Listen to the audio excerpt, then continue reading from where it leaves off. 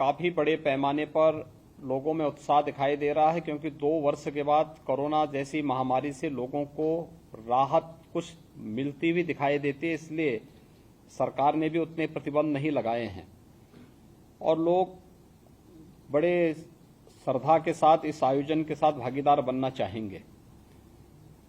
जिन सावधानियों के बारे में पिछली बार बोला गया था, प्रत्येक जिला प्रशासन उन सभी सावधानियों को वहां अपने अपने जनपदों में अपनाएं।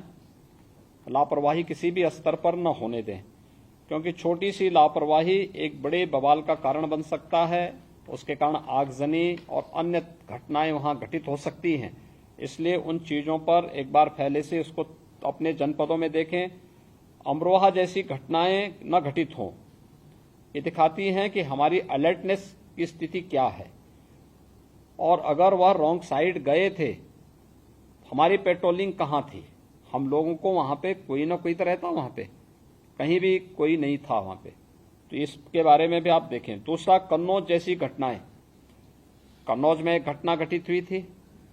मुख्यालय से जिलाधिकारी और पुलिस अधीक्षक को वहां पे कैंप करने का निर्देश दिया गया था।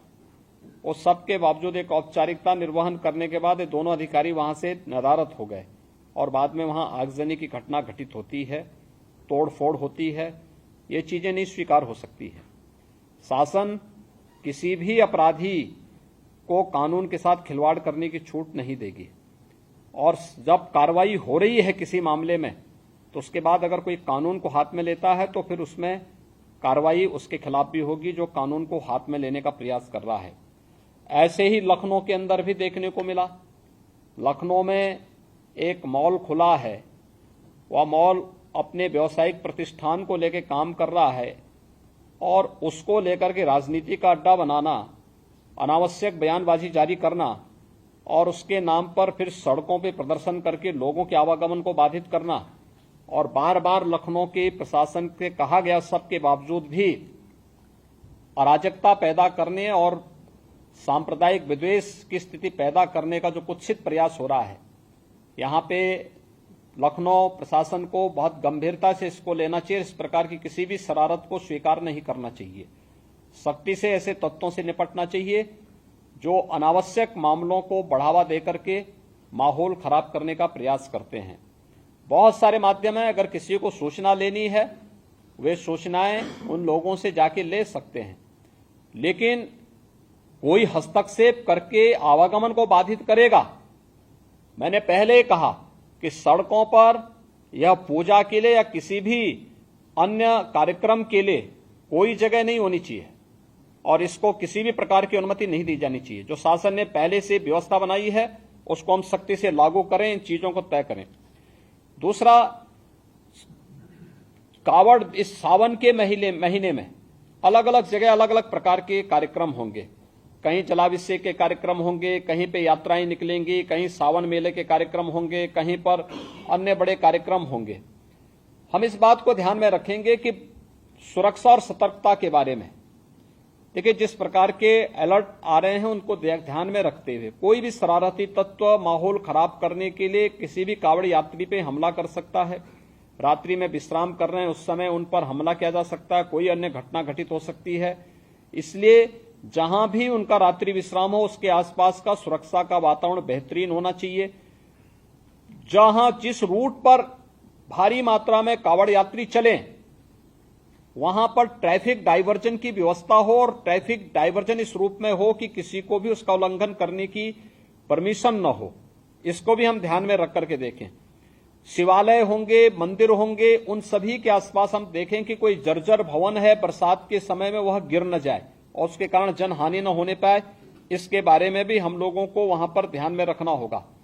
बड़े देवालयों में, शिवालयों में भीड़ नियंत्रण के लिए हम लोग पहले से ही मंदिर प्रबंधन के साथ बैठ करके अपनी कार्य योजना बना लें और हम उसमें किसी भी प्रकार की लापरवाही न होने दें।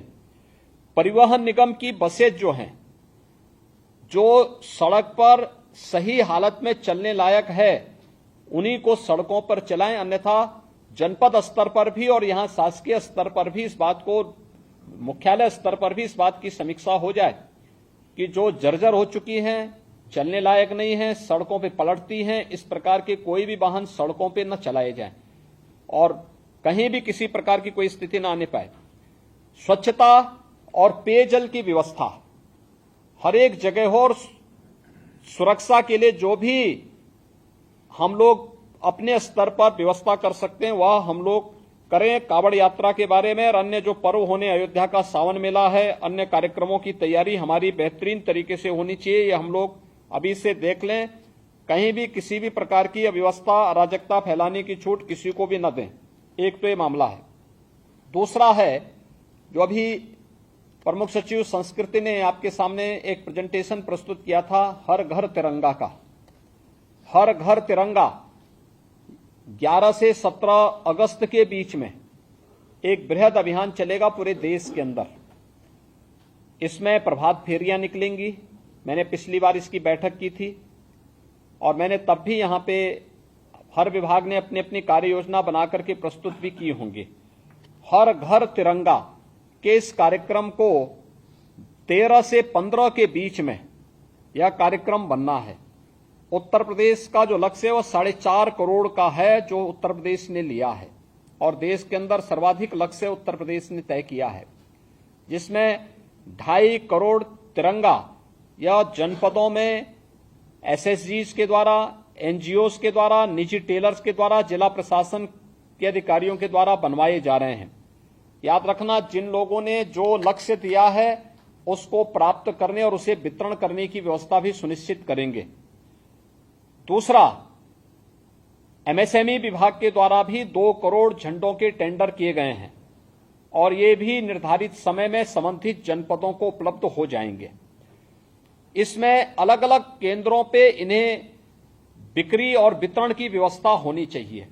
खासतौर पर ग्राम पंचायत में ग्राम सचिवालय हो गए, इसी प्रकार से बेसिक शिक्षा परिषद के हमारे विद्यालय हो गए, प्राथमिक स्वास्थ्य केंद्र हो गए, और भी हमारे वह अन्य जितने भी ब्लॉक के अंदर ब्लॉक मुख्यालय, जिले के अंदर सीडीओ के अधीन, वहां पर हम लोग इस बात को एक वहां पे व्यवस्था करें। और मुझे लगता है कि अगर जिला प्रशासन चाहे तो बहुत अच्छे ढंग से जो तंत्र हमारे पास पहले से खड़ा है, किसी भी चीज की कमी नहीं है, एक एक उसको ले सकते हैं। एक दिन बेसिक शिक्षा अधिकारी के साथ बैठक करके हर बेसिक शिक्षा अधिकारी के स्तर पर हर प्राथमिक विद्यालय और जूनियर हाई स्कूल के प्रधानाचार्यों के साथ एक किसी रविवार के दिन वो बैठक ले सकते हैं और उनके माध्यम से बेसिक शिक्षा परिषद के विद्यालयों को एक्टिवेट कर सकते हैं। ग्राम्य विकास और पंचायती राज के साथ एक साथ बैठक हो सकती है कि हर ग्राम पंचायत स्तर पर कौन नोडल विभाग, कौन नोडल अधिकारी होगा, कौन इन चीजों को व्यवस्थित रूप से हर घर तक पहुंचाने का कार्य करेगा। स्वास्थ्य विभाग है, आंगनवाड़ी हैं, आशा वर्कर हैं, इन सभी का हम बेहतरीन उपयोग करके हर एक स्तर पर एक बेहतरीन मैकेनिज्म तैयार कर सकते हैं, जिससे किसी भी स्तर पर हम लोग जब 13 से 15 के बीच में देश अपनी आजादी का अमृत महोत्सव मना रहा होगा, उस अवसर पर हर घर में भारत के आन मान और शान का प्रतीक प्रधानमंत्री जी के विजन के रूप भारत का तिरंगा फहराया हुआ दिखाई दिया जाना चाहिए। ये हम सुनिश्चित करें और इसको लेकर के अभी से हमारी कार्य योजना आगे बढ़ जानी चाहिए और इसको लेकर के हम लोग अभी से अपनी तैयारी पूरी कर लें। किसी भी जनपद स्तर पर इसके लिए कोई लापरवाही न हो। जो टारगेट आपने दिया है कि जनपद स्तर पर इतने तिरंगा आपके स्तर पर बनाएंगे, उसका निर्धारित जो माप होगा, उस निर्धारित माप के अनुरूप ही आप उसको बनाएंगे। उसकी डिजाइन आप संस्कृति विभाग से ले लेंगे या मैं गृह विभाग से कहूंगा कि वह हर एक जनपद को, जिलाधिकारी को उसका एक माप बना करके उपलब्ध करवा देंगे, जिससे जो भारत सरकार ने जो अपना एक्ट में संशोधन करने के बाद भी ये व्यवस्था दी है उसको, क्योंकि झंडे लगाने ही नहीं, उसके लिए डंडे भी चाहिए। कैसे इसको करेंगे? लोगों को उसके लिए प्रेरित करना और बड़े पैमाने पर होना है, एक अभियान के रूप में होना है। प्रभात फेरी का प्रदर्शन, झंडा गीत का रिहर्सल, ये सभी चीजें होनी चाहिए। और पुलिस बैंड हर एक उस स्तर पर, मैंने पहले कहा, हर शहीद स्मारक पर इस दौरान एक सप्ताह प्रभात फेरी भी नियमित रूप से हो बच्चों की। एक सप्ताह 11 से 17 के बीच में पुलिस बैंड हर शहीद स्मारक पर आधे घंटे राष्ट्रगीत के धुन को राष्ट्रभक्ति से संबंधित गीतों की धुन के साथ वहां पर बैंड की धुन के साथ उसे लेकर के उन्हें उनका वादन करें। राष्ट्र अलग अलग स्तरों पर हम कलाकारों को भी इसके साथ जोड़ सकते हैं। अन्य प्रकार के कार्यक्रम होने चाहिए।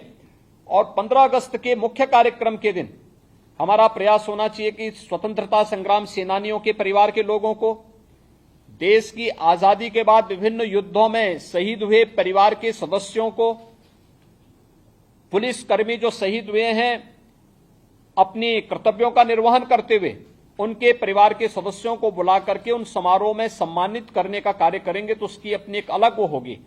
अलग अलग प्रकार के कार्यक्रम, बेसिक शिक्षा परिषद, माध्यमिक शिक्षा परिषद, उच्च शिक्षा परिषद, व्यावसायिक शिक्षा, प्राविधिक शिक्षा, मेडिकल शिक्षा, ये सभी लोगों के द्वारा अलग अलग कार्यक्रम अलग अलग स्तर पर होने चाहिए।